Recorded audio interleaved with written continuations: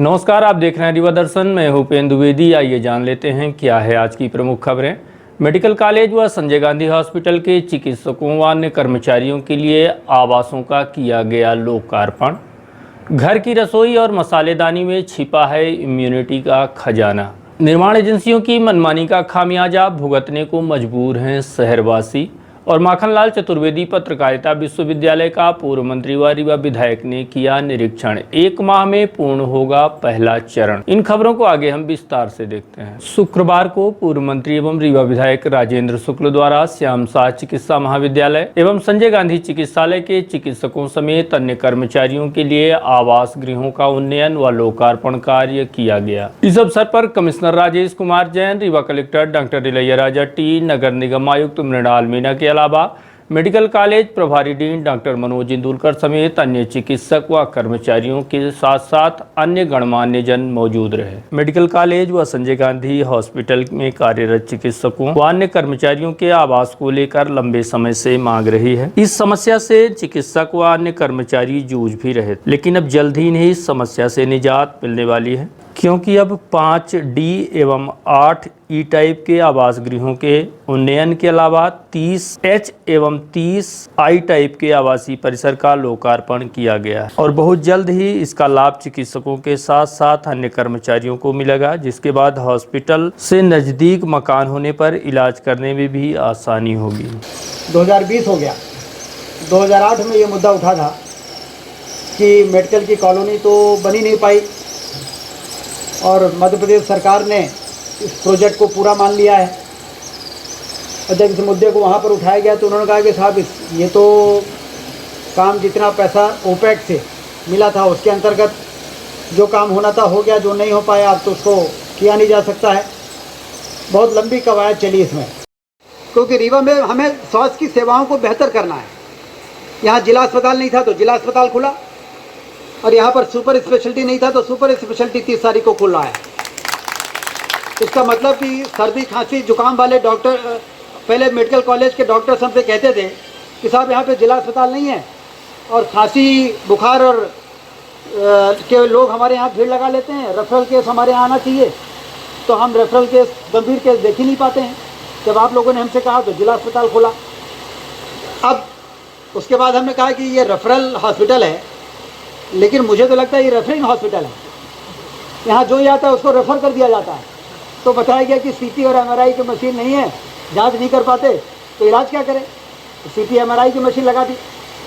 फिर बताया गया कि यहाँ पर 3 करोड़ की कोबाल्ट मशीन है, लेकिन उसको चलाने वाले नहीं हैं, तो उसको आउटसोर्स करा के और एक कंपनी को ऐसा लाया गया कि उसने 1.5 करोड़ रुपये उसमें इन्वेस्ट करके उस मशीन को चलाने का काम शुरू कर दिया। उसके बाद हमने कहा अब ये क्यों रेफ़र हो रहे हैं, तो कहीं साहब सुपर स्पेशलिटी की फैसिलिटी तो यहाँ पे है नहीं। अब यदि आप पूरी तरह से चाहते हैं कि दिल्ली और बम्बई लोग ना जाएं, नागपुर ना जाएं, तो एक सुपर स्पेशलिटी अस्पताल बनाना पड़ेगा। तो सुपर स्पेशलिटी अस्पताल भी बन के तैयार हो गया, उसका उद्घाटन होने वाला है और वहाँ पर आने वाले डॉक्टर्स की रेजिडेंशियल समस्या न रहे। ये चूक थोड़ा हो गई थी।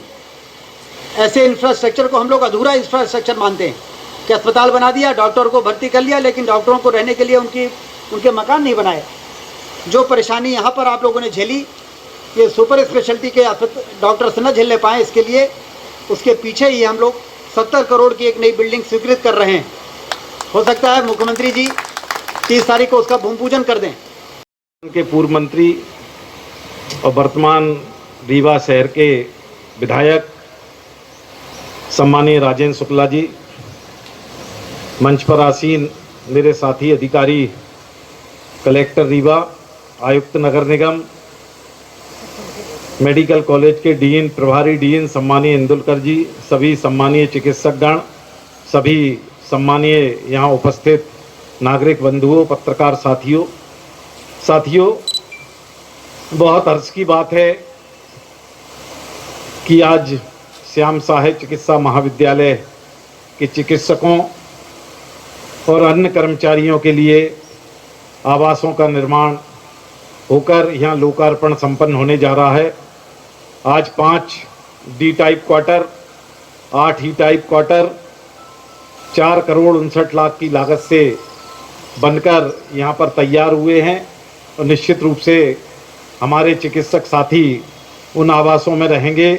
इसी प्रकार विभिन्न कर्मचारियों के लिए डी टाइप और आई टाइप के क्वार्टर भी बनकर तैयार हुए हैं बड़ी संख्या में, और उन सब में वो रहेंगे। चिकित्सालय के पास रहने से निश्चित रूप से उनकी कार्य क्षमता में वृद्धि होगी। माननीय विधायक जी रीवा शहर में, न केवल रीवा शहर में बल्कि संपूर्ण संभाग में स्वास्थ्य सुविधाओं के लिए बड़े चिंतित रहते हैं, और जो हमारा सुपर स्पेशलिटी हॉस्पिटल है वो रीवा शहर के लिए, रीवा जिले के लिए, रीवा संभाग के लिए एक सौगात के रूप में है। और उनके प्रयासों से सुपर स्पेशलिटी हॉस्पिटल बनकर तैयार हो गया है और 30 तारीख को उसका लोकार्पण भी माननीय मुख्यमंत्री जी के कर कमलों द्वारा होगा। विधायक जी उसमें सतत चिंतित रहते हैं, चाहे वो नर्सों की भर्ती हो, चाहे डॉक्टर्स की भर्ती हो, चाहे उसमें अभी उनके प्रयासों से पिछले दिनों कार्य प्रारंभ हुआ और उसमें 6-7 एंजियोप्लास्टी हो चुकी हैं, 22-23 एंजियोग्राफी हो चुकी हैं।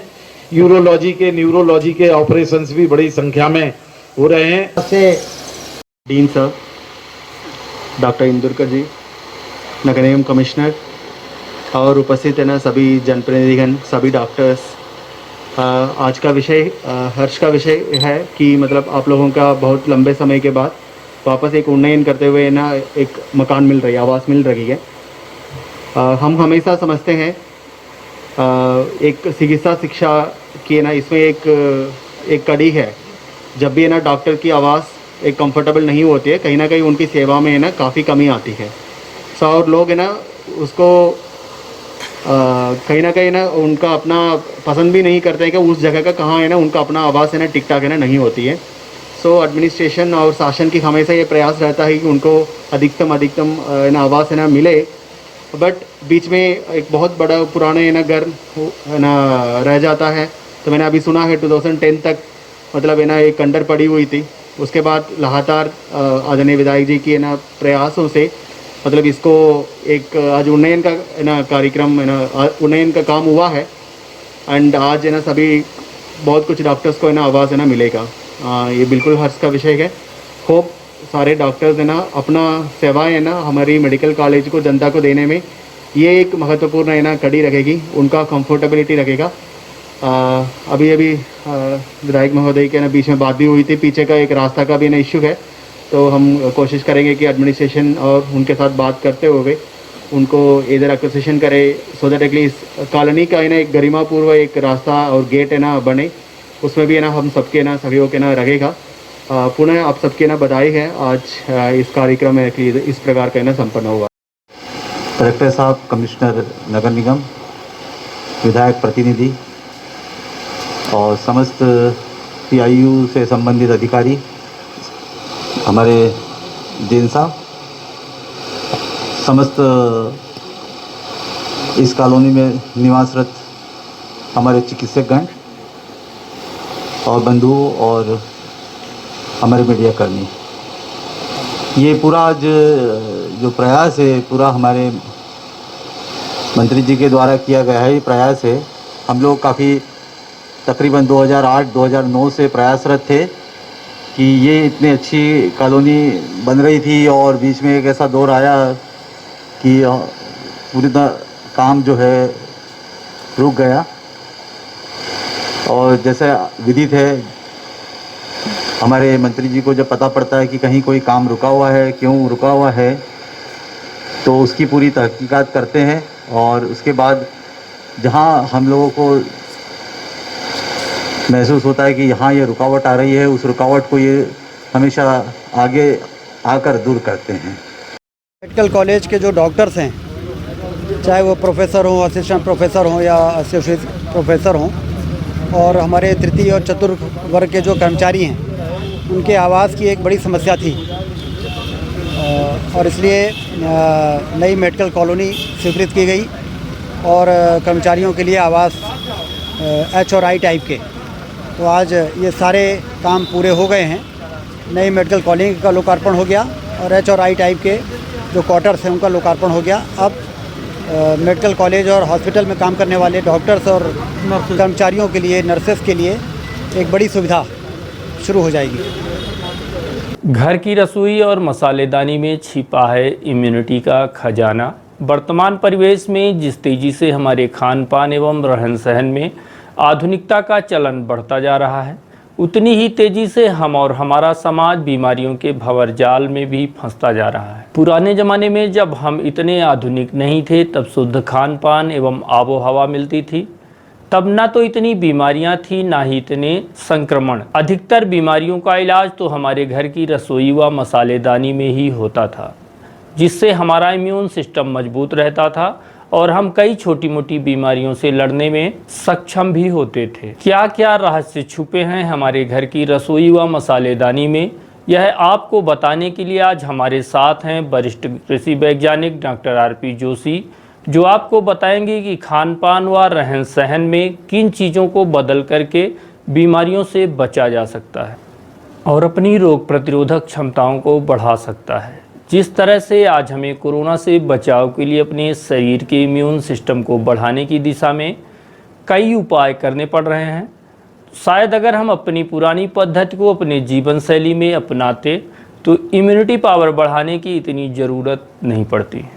देश में हम देख रहे हैं कि जहां रोग बीमारियों के संक्रमण तेज़ी से फैल रहे हैं, उसी में कोविड-19 या कोरोना वायरस के नाम से भी पिछले कई महीनों से लगातार तेज़ी से जो संक्रमण हो रहा है, उसके पीछे यदि हम पुराने समय का विचार करें तो ये सब चीज़ें बहुत कम थी। मैं मानता हूँ कि पहले ये प्रकाश में कम आती थी, उतने अच्छे परीक्षण नहीं हो पाते थे, परंतु बावजूद इसके पहले इनका संक्रमण बहुत कम था। उसके पीछे हमारी कुछ ऐसी पारंपरिक लेकिन वैज्ञानिक तथ्य थे जिसके कारण हम आसानी से बीमारियों के शिकार नहीं होते थे, जबकि हम इतनी अधिक सावधानियां भी नहीं रख पाते थे, ये हमारी मजबूरी होती थी। उदाहरण के लिए लें तो यदि हम मसालों में पाए जाने वाले औषधीय गुण और उनकी रोग प्रतिरोधक क्षमता जो हमारी इम्यूनिटी को बढ़ाने के काम आती है, वो सर्वाधिक केवल और केवल तभी कहलाएगी जब हम उन्हें नैसर्गिक रूप से जिस रूप में वो पाए जाते हैं उस रूप में उन्हें हम सेवन कर सकें। ऐसा न हो कि हम उनकी प्रसंस्करण के दौरान, प्रक्रिया के दौरान ऐसी अवस्थाओं से गुजरें कि वो अपना मूल स्वरूप खो दें और हम केवल रंग और मात्रा के आधार पर उनका सेवन न करके भक्षण करते रह जाएं। उदाहरण के लिए यदि हमारे घर में हमारी माताएं, दादी माँ पहले सिलबट्टे पर जो मसाले पीसा करती थी, देखिए कितनी वैज्ञानिक पद्धति थी कि उसमें मसाले को सिलबट्टे पर पीसते समय किसी भी परिस्थिति में उसका तापक्रम 22 से 28 डिग्री सेंटीग्रेड के बीच में रहता था, जो हमारा सामान्य कमरे का तापक्रम होता है, क्योंकि वो सिलबट्टे पर हल्दी, धनिया, मिर्ची सब चीज़ों को रख करके धीरे धीरे उनको कूटते थे। इसके साथ पीसते पीसते बीच बीच में उसमें पानी डालते रहते थे। ये पानी जहाँ एक और उस मसाले का पेस्ट बनाने के काम आता था, पीसने में हमें सहूलियत पैदा करता था, वहीं दूसरी ओर टेम्परेचर बढ़ने से घर्षण नहीं होने पाता था। सिल और बट्टा के बीच टकराने से जो घर्षण होता है उसको वो पानी ठंडा करता था और उस मसाले में पूरे गुण पाए जाते थे, उनका स्वाद अलग होता था और उससे शरीर में इम्यूनिटी बूस्टअप होती थी। वर्तमान परिवेश में अगर हम इसकी तुलना करें तो यदि हम मसाले पिसे हुए खाएंगे तो स्वाभाविक है कि वो ऐसी एक चक्की की प्रक्रिया के दौरान उनका तापक्रम बढ़कर के 50 डिग्री के आसपास हो जाएगा, 45 हो जाएगा, 50-55 तक जाता है, जिसमें कि वो अपने कुछ हद तक अपने नैसर्गिक गुण जो रोग प्रतिरोधक क्षमता है खो देते हैं। यदि हम इसके लिए यदि ऐसा करना ही है, हमें चक्की से पिसे मसाले खाने हैं, तो central institute of agriculture engineering द्वारा विकसित की गई विशेष प्रकार की मसाला पीसने की चक्कियाँ, जिनमें कि तापक्रम को 8 डिग्री सेंटीग्रेड बनाए रखने के लिए तरल नाइट्रोजन, लिक्विड नाइट्रोजन का उपयोग किया जाता है, उसके द्वारा पिसे हुए मसाले जब हम खाएं तो वो नैसर्गिक रूप से शुद्ध होंगे। ठीक इसी तरह हमारे क्षेत्र में हमें ये याद रखना चाहिए कि जो हमारी फसल है वो जितने समय में पैदा होती है उसी के अनुरूप उन्हें पकाने का भी समय देना चाहिए। मैं एक उदाहरण देके समझने की कोशिश करता हूँ। दाल है, पुराने समय में जो अरहर की फसल थी वो 6 से 8 महीने में पक करके तैयार होती थी, 150 से 180 दिन में। जबकि भिंडी जो है वो 60 से 70 दिन में पक जाती है। तो हमें अरहर की दाल को पकाने के लिए ज़्यादा समय किचन में देना चाहिए, रसोई घर में ज़्यादा समय देना चाहिए। आज के परिवेश में हो क्या रहा है कि हमने बहुत जल्दी दाल को पकाया नहीं, गला दिया। दाल गलाना दूसरी बात है, दाल को पकाना दूसरी बात है। हम ऐसी अवस्था में उसे पकाएं कि उसमें नैसर्गिक गुण उसके बने रहें।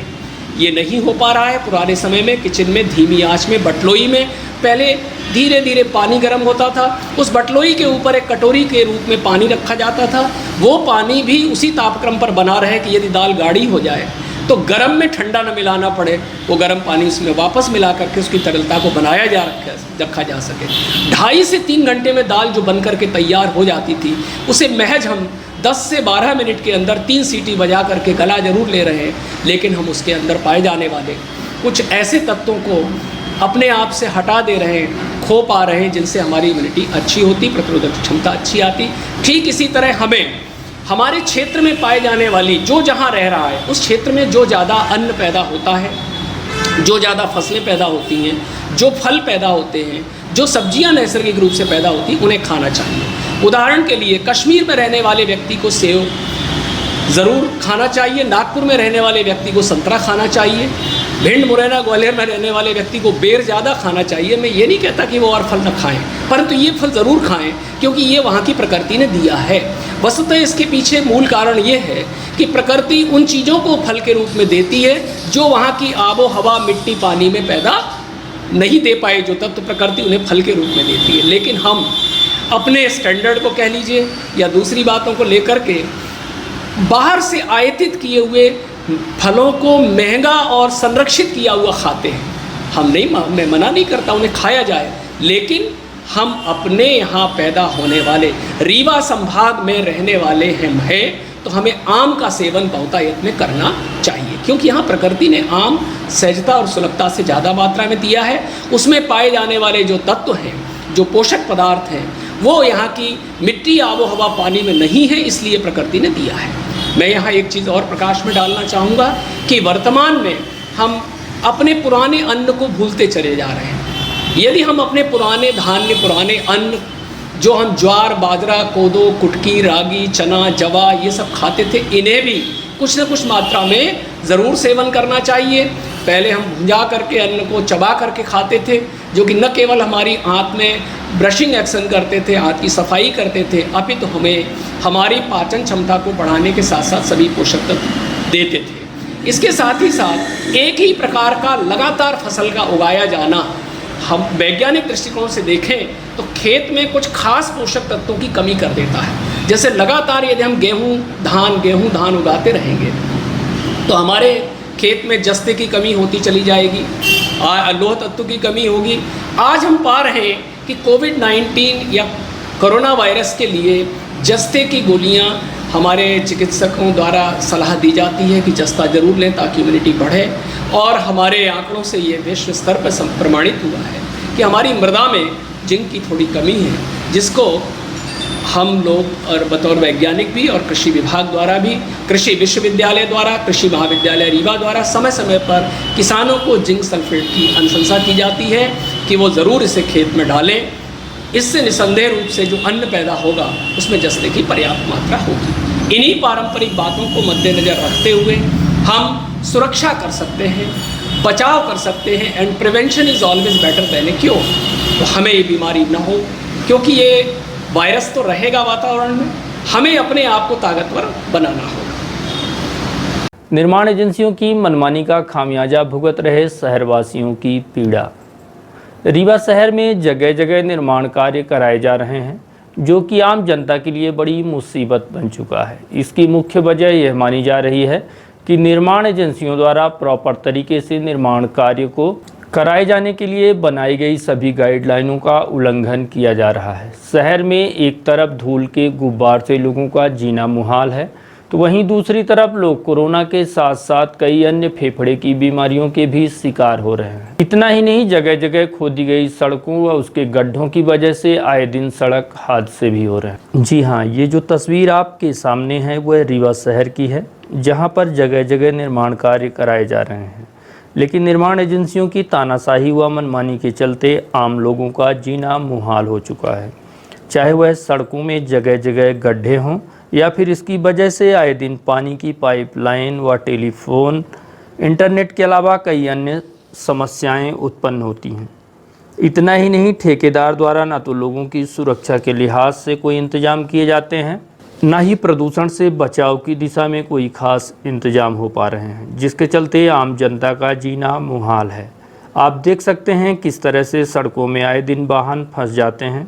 इन तमाम समस्याओं से लगातार जूझ रहे लोगों की समस्याओं को लेकर न तो नेता सामने आ रहे हैं, न ही प्रशासनिक तंत्र व प्रदूषण विभाग की टीम। आइए हम आपको सीधे उन्हीं लोगों से रूबरू कराते हैं जो लगातार इन समस्याओं से जूझ रहे हैं। कब से ये गड्ढे खुले हुए हैं यहाँ पे? अरे हो गया, हमें तो लगता है 1 महीना लगभग ऐसे है। किस तरह की समस्याएं आती हैं यहाँ पे? पानी का भी है, ऊपर से जब खुल गया है तो पानी सब दुकान में जाती है और बदबू आती है। और 1-2 महीना पहले मैं खुद इसको बनवाई, तोड़ ताड़ के रख दिए, अब बनवाने का नाम ही नहीं ले रहे। यहाँ पे कुछ ज़्यादा ही क्या है कि यहाँ पे जल बहाव की स्थिति होती है बारिश में, और ऐसी स्थिति में जो नगर निगम का नाला है, वो जो नेशनल हाईवे के पुलिया है, वो लोक निर्माण विभाग का काम है। क्योंकि लोक निर्माण विभाग का जो ठेकेदार विभाग है और ठेकेदार हैं, जो भी जिम्मेदार हैं, उन्होंने क्या किया है कि पूरी पुलिया को बनाने के बाद उस पुलिया से पानी निकालने की व्यवस्था बनाई, छत डालने के बाद, जबकि पुलिया को और नगर निगम की नाली को पहले छत डालने के पहले मिलाना चाहिए। इन्होंने क्या किया है कि इंजीनियर का फॉल्ट हो या ठेकेदार का फॉल्ट हो या किसी का फॉल्ट हो, उससे जनता को क्या लेना देना है। उन्होंने क्या किया है कि पूरा नगर निगम की नाली 10 बाई 10 को वहाँ पर गड्ढा कर दिया है गलतियों को छिपाने के लिए। और ये देखिए, जो पिछले 1 महीने से ठेकेदार साहब का सामान रखा हुआ है, और ये इसको कौन हटाएगा। ये यहाँ पे दुकानदार हैं बेचारे, 3 महीने से कोरोना काल में से ये पीड़ित हैं, यहाँ पे सामान रख दिए हैं, इधर कस्टमर कैसे आएगा। कब से बन रही है? और सालों से काम लगा हुआ है, डामरीकरण हो जाता है, कभी मिट्टी डाली जाती है ना, प्रॉपर रोड कभी बनी ही नहीं। और एक सामने भी टेरस पर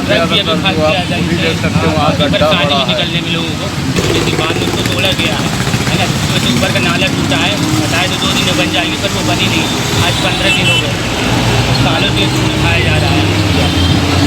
और डाल दी गई फूल वाली पर वाली बराबर इन लोग फूल खा रहे हैं एक साथ। क्या समस्याएं आती हैं यहाँ पे? यहाँ पर देख रहे हैं आपको, यहाँ पूरा सब ऐसे खत पे छोड़ दिए हैं, अब पूरा सब बिकता भरना, कोई आ सकता न जा पा रहा, वो कचरा सब मार भयानक उड़ रहे हैं। अब कुछ समझ में नहीं आ रहा है, ऐसे लग रहा कि साले को यहाँ अंदर हो जाएंगे। मैंने हाँ, ये गड्ढे कब से हैं यहाँ पे खुदे हुए? आपको लगता है 1-1.5 महीना हो रहा है ये सब चीज़ें खाने में। सर ये अभी एक जन आप विधायक शुक्ला जी आए थे, बोले थे कि ऐसे सब करवा देंगे, वही नहीं। जब से ये पुलिया बनी तो हमारे पूरे व्यापार में पूरा समस्या ही समस्या आ गई है।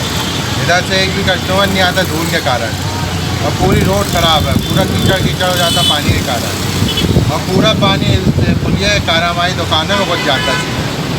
ये समस्या बहुत 1 महीने से हो गए, पुलिया बनते बनते 1.5 महीने हो गई है, और दूर की एक भी समस्या बहुत ज़्यादा है।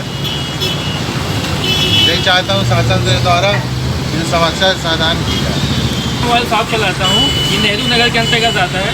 ये पुलिया अभी बनी थी और उसको दूसरे दिन ही तोड़ दिया गया, और ये आप देखेंगे कि हर जगह है, हर जगह है, यहाँ से लेके वहाँ तक जहाँ जहाँ बनाए वहाँ तोड़े हैं। और पानी अगर गिरता है तो बारिश के कारण ओवरफ्लो हो जाते हैं, पब्लिक तक गिर जाती है, उसको हम लोग पकड़ उठाते हैं। अगर हम लोग अगर ना हो तो सामने वाला कोई ना कोई यहाँ पे ऑन द स्पॉट खत्म हो जाए पानी के कारण। और ये पानी कहीं निकलने का सिस्टम नहीं है, हर जगह खोले खाले, हर जगह पुलिया सब यहाँ जाए। तो रोड में मतलब अभी बाढ़ आ गई थी, अब बाढ़ है मतलब जब ख़त्म हुई तो पतला पतला मुरू में यहाँ छाड़ गए, ऐसे बिखरा गए, और वही गड्ढा में गाड़ी फंस जाती है, दुकान में पानी भर जाता है यहाँ। ये समस्या है, कोई बोलने वाला नहीं, कोई सुनने वाला नहीं है, कहाँ घटता कहाँ क्या है ना। माखनलाल चतुर्वेदी पत्रकारिता विश्वविद्यालय के भव्य भवन में इस सत्र की शुरू हो जाएगी क्लासेस। यह बात निर्माणाधीन विश्वविद्यालय के निरीक्षण के दौरान पूर्व मंत्री व रीवा विधायक राजेंद्र शुक्ल ने कही है। रीवा शहर में माखनलाल चतुर्वेदी विश्वविद्यालय की भव्य इमारत का प्रथम चरण बनकर आगामी 1 माह तक तैयार हो जाएगा, जिसके बाद इस वर्ष जैसे ही कोरोना काल के बाद नया सत्र शुरू होगा, वह शिल्पी प्लाजा के छोटे से परिसर में नहीं बल्कि 40 करोड़ की लागत से बनकर तैयार हो रहे इस भव्य इमारत में ही किया जाएगा। यह बात निर्माणाधीन विश्वविद्यालय का निरीक्षण करने पहुंचे पूर्व मंत्री व रीवा विधायक राजेंद्र शुक्ल ने कही है। श्री शुक्ल ने यह भी कहा कि इस विश्वविद्यालय की स्वीकृति भारतीय जनता पार्टी के कार्यकाल में हुई थी, जिसके लिए मुख्यमंत्री शिवराज सिंह चौहान द्वारा 40 करोड़ रुपए स्वीकृत किए गए थे, जिसमें पत्रकारिता के कोर्स के साथ साथ कंप्यूटर व अन्य कोर्स संचालित किए जाएंगे। लेकिन कांग्रेस सरकार द्वारा 40 करोड़ की स्वीकृति को घटाकर 18 करोड़ रुपए कर दिए गए थे, जिसकी वजह से कहीं न कहीं इसका असर निर्माण कार्य पर भी पड़ा है। लेकिन अब फिर से 40 करोड़ की स्वीकृति के लिए मुख्यमंत्री शिवराज सिंह चौहान से बात की गई है।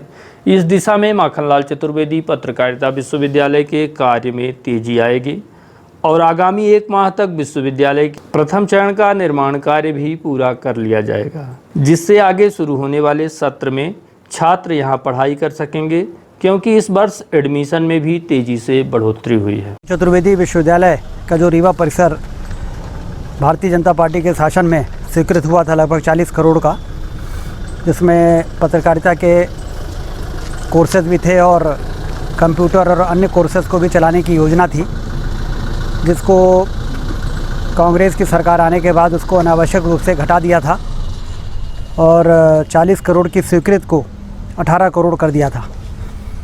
मुख्यमंत्री जी से चर्चा हो गई है, इसको फिर से 40 करोड़ की स्वीकृति जल्द ही मिलने वाली है। इस बीच में अच्छी खबर यह है कि बहुत तेज़ी से एडमिशन हुए हैं। अभी तक 2015 से चल रहे इस परिसर में इस वर्ष जो एडमिशन हुए हैं सबसे ज़्यादा हैं। जर्नलिज़्म के जो सीटें हैं, चाहे वो यूजी की कोर्स यूजी का हो चाहे पीजी का हो, 100% एडमिशन हो गए हैं। कंप्यूटर के जो 2 कोर्सेज़ हैं उसमें भी तेज़ी से एडमिशन हो रहे हैं। इसलिए आज मैंने यहाँ पर विज़िट करके और ग्राउंड और फर्स्ट फ्लोर में लगभग 10 क्लासेस जो बननी है, लैब बनना है, उसको 1 महीने के अंदर पूरा करने के बात कही है। और जो आवश्यक ड्राइंग डिज़ाइन इनको चाहिए थी वो सब आज शाम तक इनको मिल जाएगी। और हमारी ये कोशिश होगी कि जब कोरोना के में फ़िज़िकल क्लासेस शुरू करने का निर्देश शासन का आएगा तो बच्चे शिल्पी प्लाजा के उन 2 कमरों में पढ़ाई नहीं करेंगे, बल्कि इस सुंदर परिसर में जो बहुत ही आधुनिक तरीके से बन के तैयार हो रहा है उसमें सीधे बच्चों को लाया जाएगा और यहाँ से सत्र शुरू करने का अभियान का शुभारंभ होगा। सोना मनपुरम लॉकर में रखो, ऑनलाइन गोल्ड लोन ऐप भी डाउनलोड करो। ऐसा हमरा भैया स्मार्ट हुआ, फोन के साथ स्मार्ट हुआ।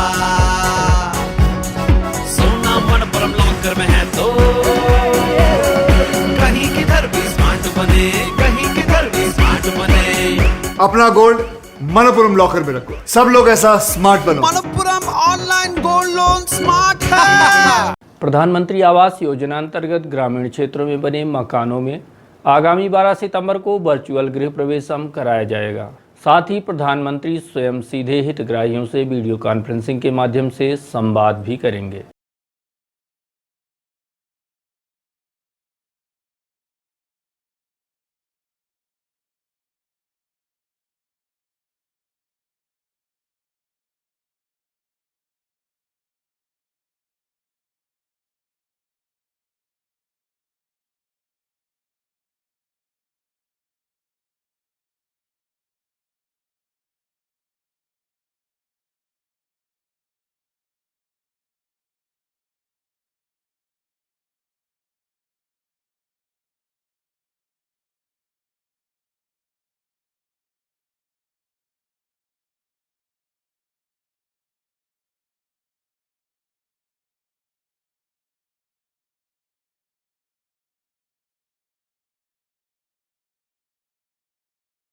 टोल प्लाजा में पुरानी रंजिश को लेकर स्थानीय लोगों ने टोल कर्मचारियों के साथ मारपीट करते हुए टोल कंपनी के कार्यालय में भी तोड़फोड़ की है। इस घटना की शिकायत टोल नाके में तैनात मैनेजर विनोद सिंह चौहान ने सिटी कोतवाली थाने में पहुंचकर मारपीट व तोड़फोड़ करने वाले तकरीबन आधा दर्जन लोगों के खिलाफ रिपोर्ट दर्ज कराई गई है।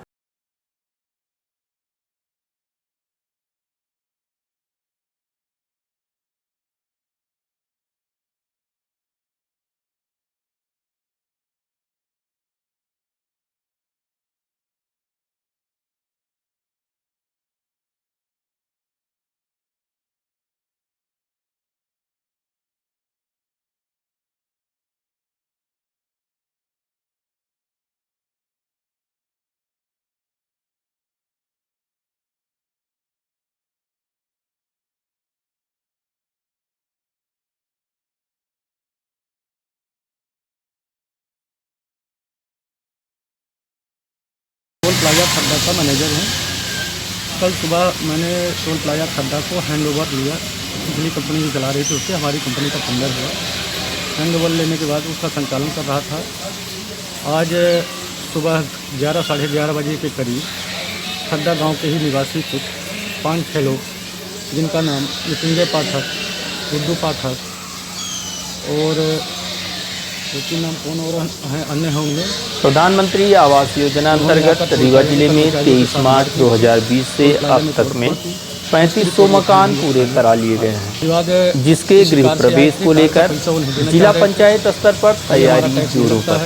इस आयोजन में ऑनलाइन के माध्यम से प्रधानमंत्री नरेंद्र मोदी समेत प्रदेश के मुख्यमंत्री शिवराज सिंह चौहान भी शामिल होंगे और हितग्राहियों का गृह प्रवेश कराएंगे। इस अवसर पर रीवा सांसद जनार्दन मिश्र तथा पूर्व मंत्री व रीवा विधायक के अलावा अन्य क्षेत्र के विधायक उपस्थित रहेंगे तथा प्रधानमंत्री के इस वर्चुअल गृह प्रवेश के कार्यक्रम में भाग लेने के लिए 3 हितग्राहियों को जनपद पंचायत कार्यालय बुलाया जाएगा, जहां से इन्हें NIC केंद्र रीवा लाया जाएगा, जहां पर प्रधानमंत्री स्वयं ऑनलाइन गृह प्रवेश कराकर हितग्राहियों से सीधा संवाद करेंगे। तो जब देखा कि विवाद हो रहा है तो उस समय हम लोग जब आपस में लोग लड़ाई होने लगी तो दौड़े, तो लोकल के लोग थे और लड़ाई करने लगे। उनको बीच बचाव किया, सबको मतलब क्या कि लड़ाई ना करें। उस बीच में कंटेनर में वो लोग गए और उसका कांच तोड़े।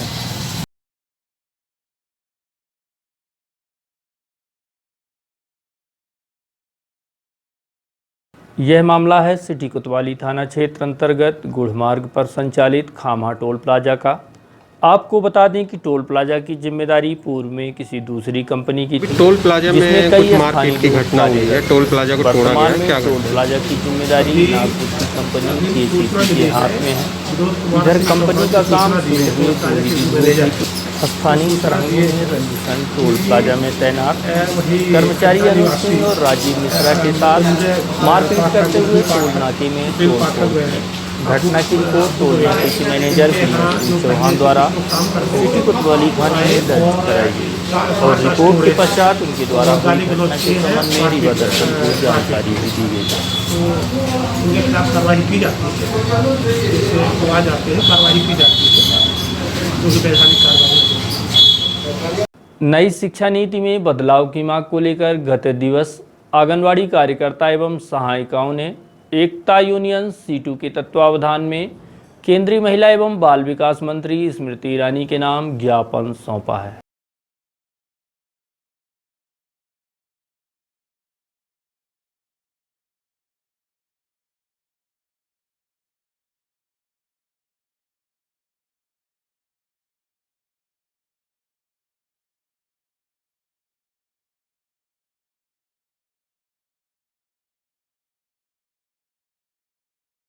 आज हम लोग कलेक्ट्रेट आए हैं कि हमारे पूरे देश में राष्ट्रव्यापी एक आंदोलन चल रहा है।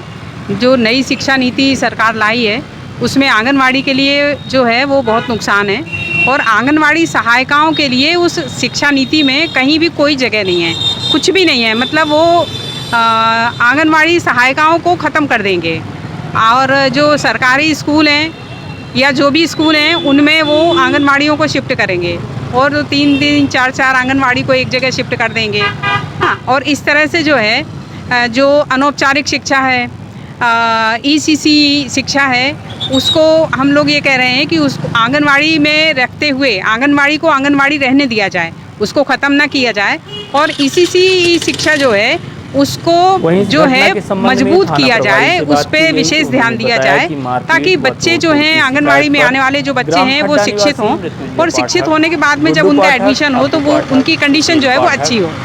उसके साथ साथ में जो है ये जो खाने का है ये भी व्यवस्था जो है वो ठीक नहीं है, उसको ठीक किया जाए, आंगनवाड़ी को मजबूत किया जाए, और एक मजबूत एक उसकी अपनी पहचान होनी चाहिए, ताकि लोग ये जाने कि नहीं ये आंगनवाड़ी है तो यहाँ ये भी काम हो रहा है, ये भी काम हो रहा है, तो हम जाएं आंगनवाड़ी में। ये आंगनवाड़ी जो ख़त्म करने की सरकार की जो नीति है इसका हम विरोध कर रहे हैं, इसीलिए पूरे देश में ये ज्ञापन दिए जा रहे हैं, और इसी उसमें हम भी यहाँ पे रीवा में ज्ञापन दे रहे हैं। मैं किशोरी वर्मा, राज्य महासचिव, आंगनवाड़ी कार्यकर्ता सहायिका एकता यूनियन C2।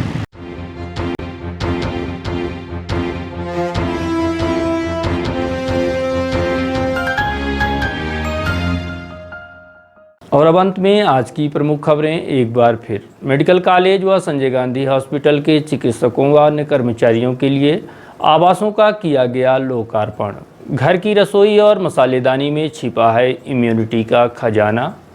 निर्माण एजेंसियों की मनमानी का खामियाजा भुगतने को मजबूर सौंपे गए ज्ञापन में माखनलाल चतुर्वेदी ने बदलाव समेत विश्वविद्यालय विभिन्न मांगों को लेकर किशोरी वर्मा ने किया निरीक्षण। केंद्रीय महिला एवं बाल विकास मंत्री स्मृति ईरानी को अपनी विभिन्न समस्याओं से अवगत कराते हुए दीजिए मांग की है कि शिक्षा नीति में बदलाव के साथ ही आंगनवाड़ी कार्यकर्ता व सहायिकाओं की समस्या पर ध्यान दिया जाए और ECC शिक्षा को मजबूत किया जाए। सोना मनपुरम लॉकर में रखो, ऑनलाइन गोल्ड लोन ऐप भी डाउनलोड करो। ऐसा हमरा भैया स्मार्ट हुआ, फोन के साथ स्मार्ट हुआ। सोना मनपुरम लॉकर में है तो कहीं किधर भी स्मार्ट बने, कहीं किधर भी स्मार्ट बने। अपना गोल्ड मनपुरम लॉकर में रखो, सब लोग ऐसा स्मार्ट बनो। Manappuram online gold loan smart है।